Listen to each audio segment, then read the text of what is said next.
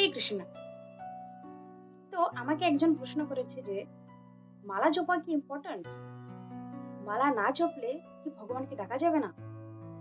তো আমাদের একটা ফার্স্ট মনে রাখতে হবে যে life is preparation and death is examination.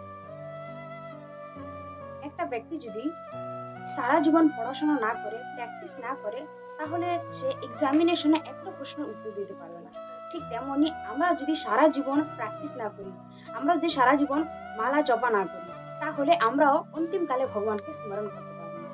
মৃত্যুর সময় যার যেমন চেতনা থাকে, সেই চেতনা অনুসারে তার পরের শরীর তাকে প্রাপ্ত হয়।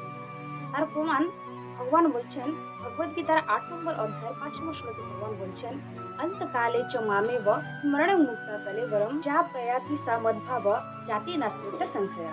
তো এখানে ভগবান বলছেন অন্তকালে মানে মৃত্যুর সময় যে আমাকে স্মরণ করে শরীর ত্যাগ করে, সে সঙ্গে সঙ্গে আমার প্রভুত্ব প্রাপ্ত।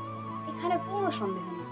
তো আমরা এখানে বুঝতে পারছি যে আমাদের মৃত্যুর সময় যেমন চেতনা থাকবে, আমরা ঠিক তেমনই পরের শরীর প্রাপ্ত হব। তো আমরা যদি মৃত্যুর সময় ভগবানকে স্মরণ করে যদি শরীর ত্যাগ করি, তাহলে আমরা ভগবানের ধামে যেতে পারবো। তাহলে এই জন্ম মৃত্যু চক্রতে আমাদের পড়তে হবে না, বারবার জন্ম নিতে হবে না, বারবার মৃত্যুবরণ করতে হবে না।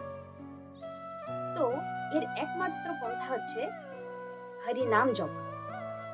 কারণ সারা জীবন আমরা যেই কর্ম করব, মৃত্যুর সময় আমাদের সেই চেতনাই স্মরণ হবে। তাহলে আমরা কিভাবে ভগবত ধামে যেতে পারবো? এর একমাত্র পন্থা যাকে হরিনাম চ্যান্টিং করা। ভগবানের নাম যদি না জপি আমরা, তো আমরা অন্তিমকালে ভগবানকে স্মরণ করতে পারবো না। তার জন্য এই জপাটা হচ্ছে বহুত ইম্পর্ট্যান্ট। এই জপা করলেই আমরা অন্তিমকালে ভগবানকে স্মরণ করতে পারবো। তো be chanting and Hare Krishna.